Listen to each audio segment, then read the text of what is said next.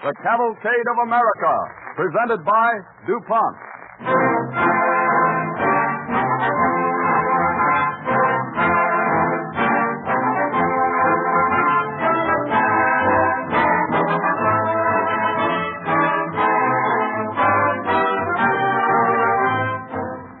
This evening, the DuPont Cavalcade brings you the story of the pine tree shilling, the first coin to be minted in America.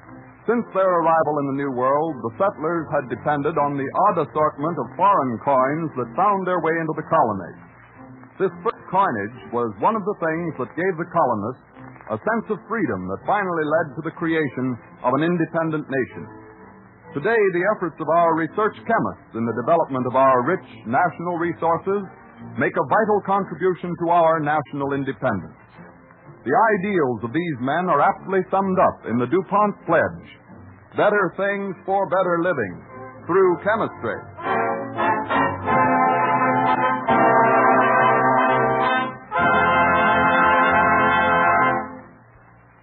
As an overture, Don Voorhees and his DuPont Cavalcade Orchestra play One Alone from Sigmund Romberg's operetta, The Desert Song.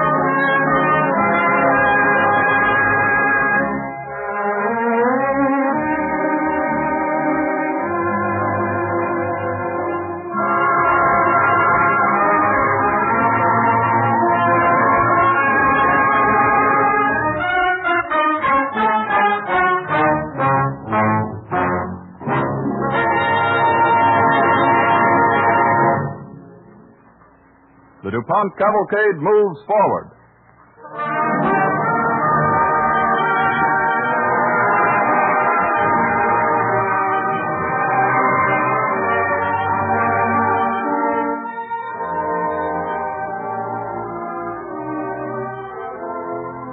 Our story opens in the present day. In an old colonial-type home in Boston, an elderly gentleman is seated comfortably talking with a small boy who is stretched out on the rug at his feet. Well, Bobby, you seem to know a great deal about those coins in your collection. You know, Grandpa, I used to hate history. I like it now when I can see it lying right there on the rug in front of me. See the Spanish doubloon? Yeah? I'll bet it came to Boston in a pirate ship. Well, your guess is as good as mine. But where did you get the doubloon? Jimmy Jackson found it in their attic, in an old trunk. I gave him 4 rides on my bicycle for it. Well, here's something I found tucked away in my desk today. How'd you like to add this to your collection? Grandpa, it's a pine tree shilling. I recognize it from my coin book. Gosh, it's really old, isn't it?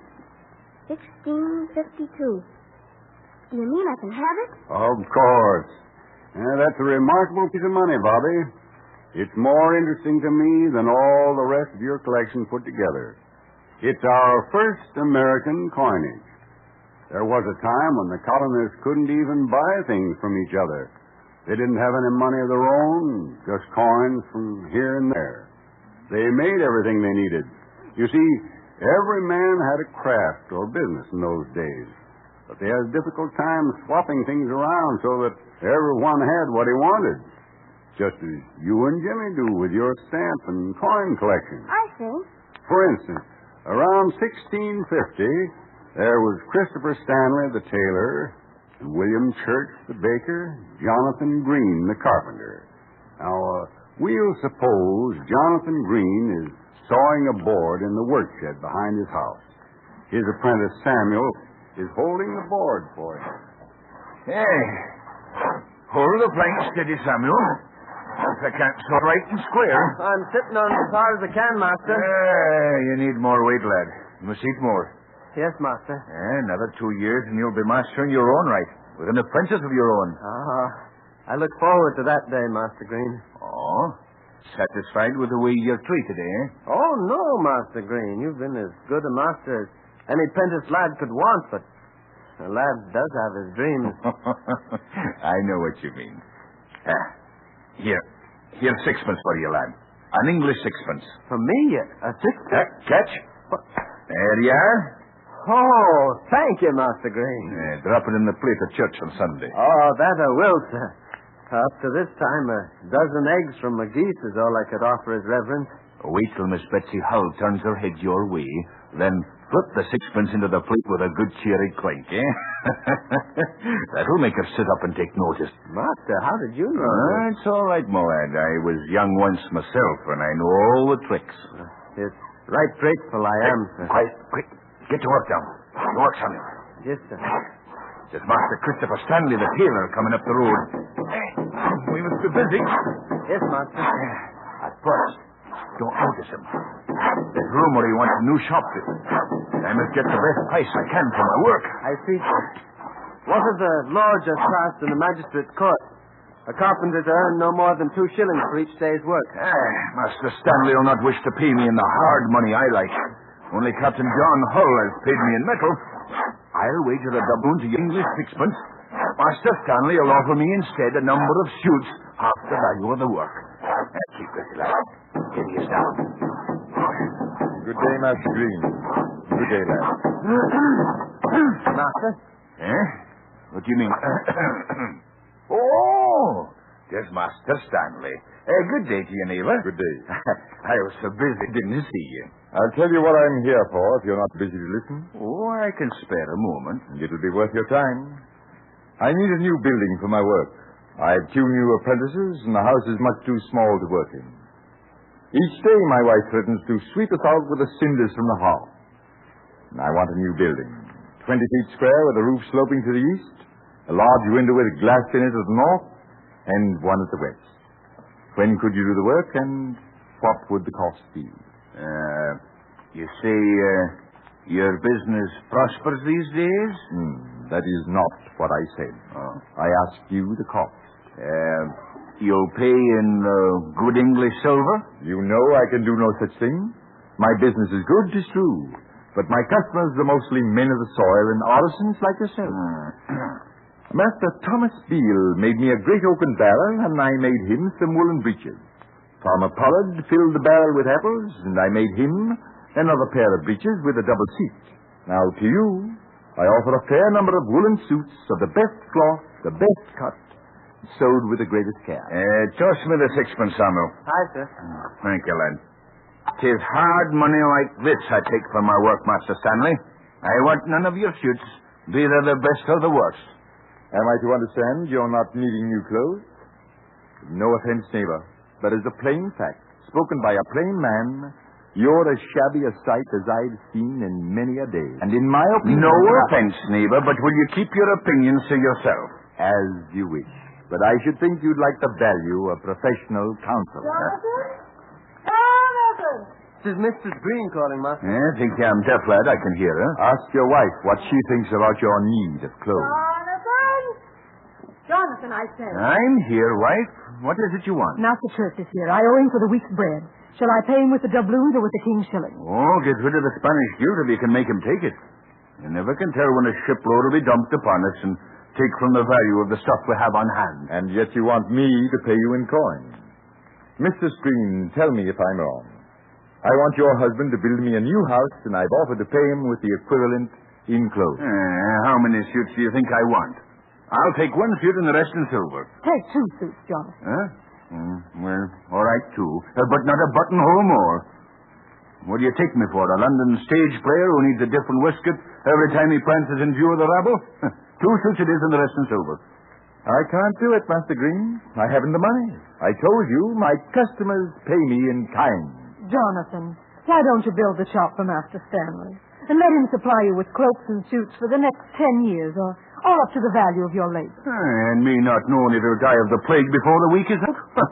And furthermore, how would we pay Master Church, the baker, if the next 4 weeks of my labor goes for clothes, huh? I never thought of that. And paid he must be, for here he comes, wondering what's become of me. Here he comes, wondering what's become of me. Here he comes, wondering what's become of me. Here he comes, wondering what's become of me. Here he comes, wondering what's become of me. Your pardon, Mr. Screen, but I have my rounds to make. Master Green. Good day to you, Master Church. And Master Stanley. Good day to you, sir. Just the man I've been meaning to see. I think you'll agree I'm much in need of new clothes, almost in rags for a fact. Now, if I could strike up a trade with you, Master Stanley, in return for clothes, bread, let us say, for a year. My wife bakes all the bread my family consumes. But I'll make a bargain with you. If you'll supply Master Green here with bread for the year to come, I'll furnish your need in apparel, up to 2 suits, a cloak, and an extra pair of breeches. It's none of my affair, but since when did you take to paying for your neighbor's bread? Don't worry about that. It will be a fair exchange all round. I get the shop, Green gets his bread, and you both get your clothes. Here you are, Samuel. Here's your 6pence back. What good is hard money in this barbarous place? They've forgotten the very use of money here.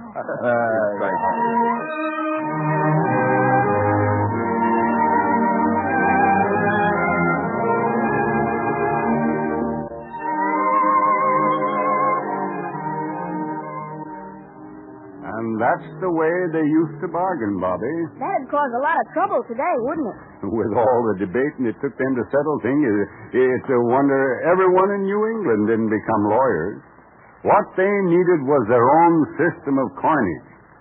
But the king didn't want them to be so well able to take care of themselves that they could be independent of the mother country. And there was one thing that they were not supposed to do: coin money.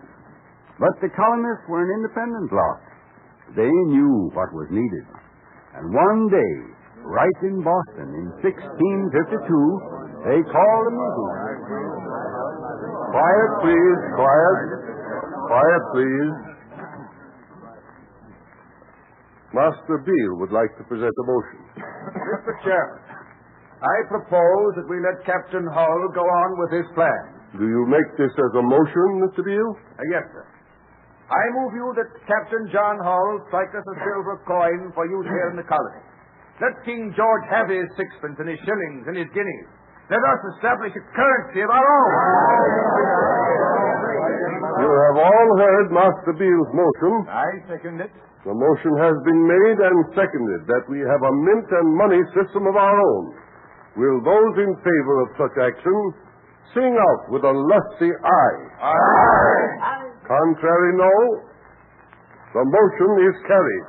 We shall have our own money in the colony, and to the bottom of the sea with your Spanish gold. Captain Hull, you are authorized to put up your shop, construct your mint. Let all folk bring what silver they have, and you turn it into coin for them.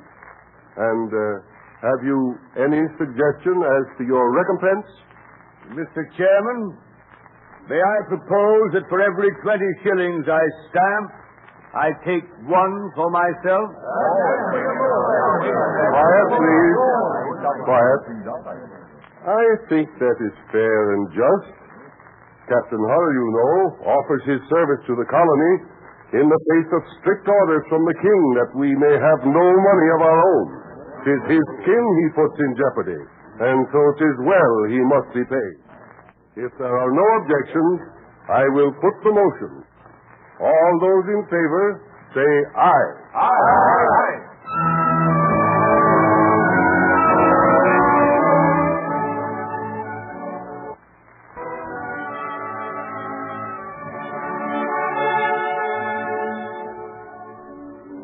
So Captain John Hull, the goldsmith, was appointed to start the first mint in the colonies. And many old family pieces of silver were brought in to be melted. You mean knives and spoons? Yes, and silver tankards and goblets and all manner of things. The people were allowed to see their deposits melted and assayed. Now, suppose we imagine a typical scene in Captain Hull's shop. He and his partner, Robert Sanderson, are busily engaged in their work.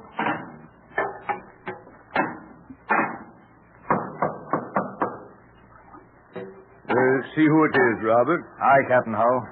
Just a moment till I drop this, whatever you call it, into the melting pot. What is it, do you think, sir? Well, it's beyond me, Robert. More strange objects come into the shop of late than I've seen in my lifetime. Well, in it goes. It is good to watch the molten silver. I forgot someone is at the door. Why, Mistress Green, good morrow. How may we serve you? Good day, Sir Master Sanderson. And to you, Captain Hull. Good day, Mistress Green. I trust your good husband, the carpenter, is well? Quite well, thank you, Captain Hull. And how is your wife and Mistress Betsy, your daughter? Very well, thank you. I have heard that young Sam Stewart, who used to be my husband's apprentice, is quite a caller here these days. A likely young man. Well, Mistress Green, surely you didn't come to speak of Betsy and Samuel? Well, no, Captain. I brought this silver tankard. Do you think it might be melted in... Let's look at it. A bit battered, to say the least. Oh, it's seen rough times. Been a drinking vessel in the Green family these many generations, so I've been told. For myself, I'm glad to be rid of it. Will you transform it by your magic into bright new shillings with the pretty picture of the tree? Well, let's see it. By careful cutting, how many shillings do you think you can make out of it? Isn't that just like a woman? By careful cutting. This is not a bit of timber like your husband uses that we deal with here. Weigh the tankard, Robert. Aye, sir. I'll put it in the scale. It's so many coins to an ounce of the metal, Mistress Green. Oh, is that the way you do it? Yeah. Also, we have to test the purity of the silver, but that's a simple matter. It's a heavy tankard, Captain Hull. Well, we figure 100 shillings for every 15 ounces of silver. This should make you a neat pile of shillings, Mistress Green. Perhaps you'd like to watch the way we work? I would, indeed. Well, watch Sanderson. First, he takes the exact volume of the object. He drops it in this tub of water. You notice the tub's full up to the spout where it can run out. Water that runs out is caught in this measuring vessel. What says it, Robert? 10 cubits, sir. And the weight of the tankard? I've written it down. Here it is, sir. That's heavy for 10 cubits in volume. That means, Mistress Green, that it's nearly pure. Not much other metal in it. That's why it's so battered. Pure silver's soft, you know. The coins themselves are not as pure as this tankard. They contain much copper. You mean I'll get more coins than the tankard? I mean, if I drop the shillings in the tub, more water'd run out than when you drop the tankard in. That's right. Well, is that all the magic there is to it? Why, there's more to baking a cake than this. Oh, I'll not believe it. Sanderson, how many shillings do you figure out? Well, as I reckon it, sir, 60 shillings. I get 60 shillings. Minus 3. 1 out of each 20 is ours. Oh, I know the ruling. And what next? Drop the tankard into the stew, Sanderson. Aye, sir. Do I get a receipt for the tankard? Well, you want the shillings now, don't you? Why, yes, but don't I have to wait? Nay. Master Sanderson is already taking them from yonder barrel and counting them out. A barrel of shillings? Well, I thought I got the same shillings. I mean, those made for my tankard. I didn't understand The it. shillings he's counting out for you have had all shapes and forms. Old sword hilts, buckles, broken spoons, and silver buttons. Aye, and raw bullion taken from Spanish galleons by buccaneers, I'll warrant. These pirates put into port here, you know, and give this in return for ship's provisions. The tradesmen who serve them bring it in here to be coined. 7, 58, 59, 60. Minus these 3 for our commission. Let's drop them in the box, Your Honor. Here you are, Mistress Green. 57 shillings. Thank you, sirs, and good day to you. May you prosper in your business. It's a service you're doing the country. I bring in an old tankard into the shop and go away with a purse full of bright shillings. Oh, it's a fine country we're living in. Good day to you. Good day to you. Good day. Well, it's a fine fortune you're making, Captain. With 1 of every 20 shillings for yourself. Aye, but 'tis a fair bargain I'm taking. A fair bargain.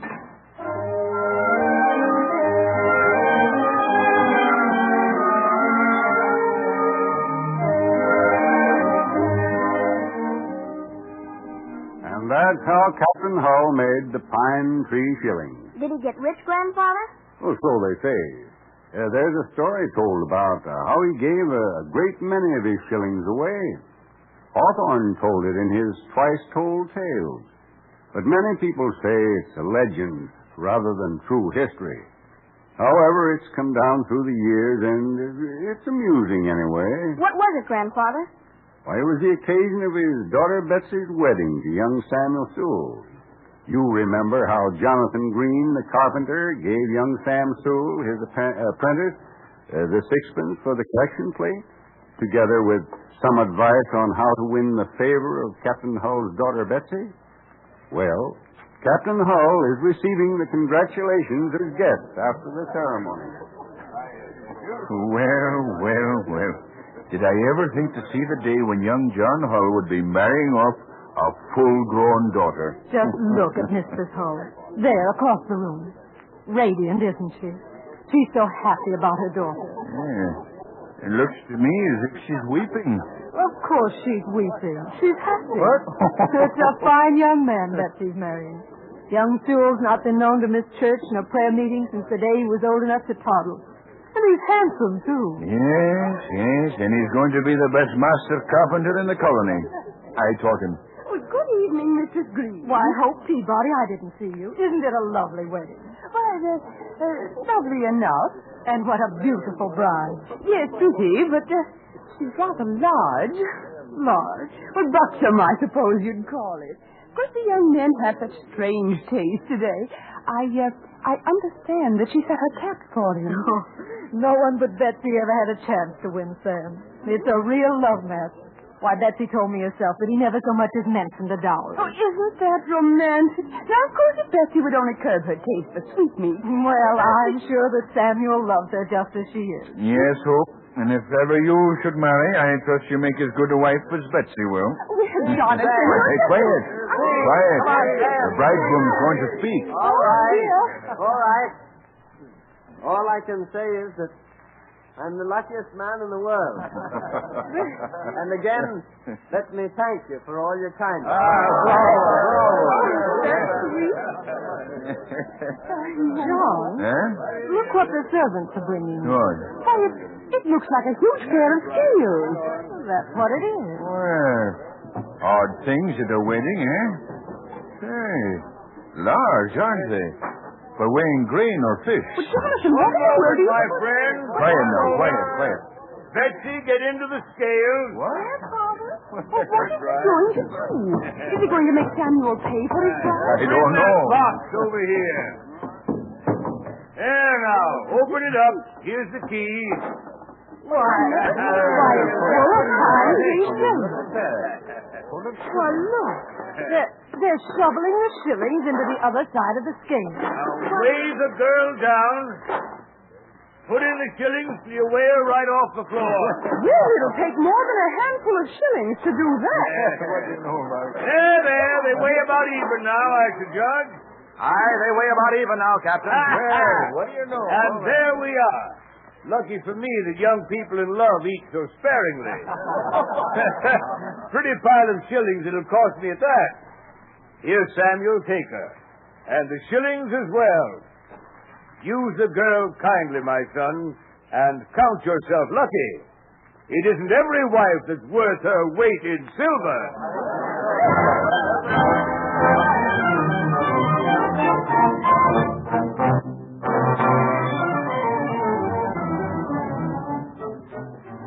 So Captain Hull gave his daughter as her dowry her weight in silver shillings. You know, Bobby, these shillings really did a lot for this country. They made trade easier in the colonies. And the more that industry developed, the better able the colonists were to take care of themselves. The more independent they felt. And you know what that feeling of independence finally led to. Oh, sure. The Declaration of Independence that we celebrate on the 4th of July. Right, son. So you take good care of that pine tree shilling. You'll never find a piece of money anywhere that played a bigger part in the history of your country.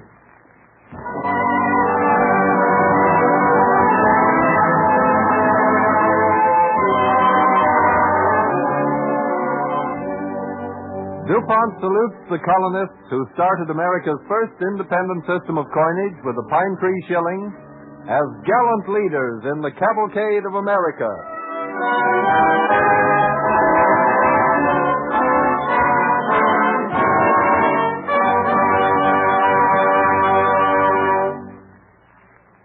Here is a story of how DuPont chemists and engineers, in striving to make one product by a new method, opened the door to the development of 80 other products to serve America's needs. Up to 1925, the United States had to import most of its nitrogen-bearing compounds from foreign countries that happened to have natural deposits of the necessary ore. These compounds are needed by farmers in the form of fertilizers for raising crops and by industry for making products as far apart as ice and dynamite. So 12 years ago, DuPont started to build at Bell, West Virginia, a gleaming new plant. Residents of the quiet little river town were sure that someone had gone crazy when they heard that this new plant was designed to use air as a raw material in making chemicals. But it is now history that after many trials and tribulations, the DuPont chemists and engineers accomplished what they set out to do and a great deal more. By taking nitrogen from the surrounding atmosphere and hydrogen from the river water and combining them with the aid of heat and terrific pressures, DuPont chemists were able to produce ammonia, a complicated chemical process indeed. But the resulting ammonia may be used as a refrigerant for ice making and also can be further processed to yield fertilizer ingredients and nitric acid for commercial explosives and many other useful purposes. This DuPont plant not only has given America a domestic source of nitrogen compounds, but also has made possible a variety of entirely new and useful developments. One of the 80 new products is methanol, used today to make everything from electrical fixtures to fuel for outboard motors. 10 years ago, about 500,000 gallons of synthetic methanol were produced. Last year, the production was more than 25 million gallons.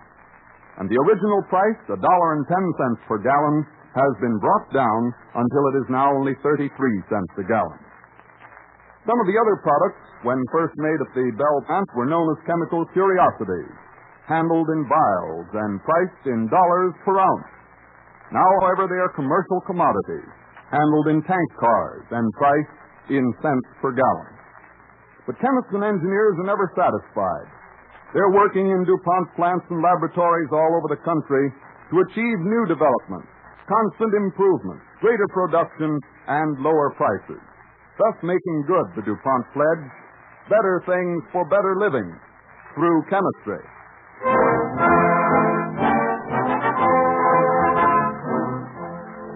Luther Burbank, the story of the plant wizard and his contributions to horticulture, will be the subject of the broadcast when next week at the same time, DuPont again presents The Cavalcade of America.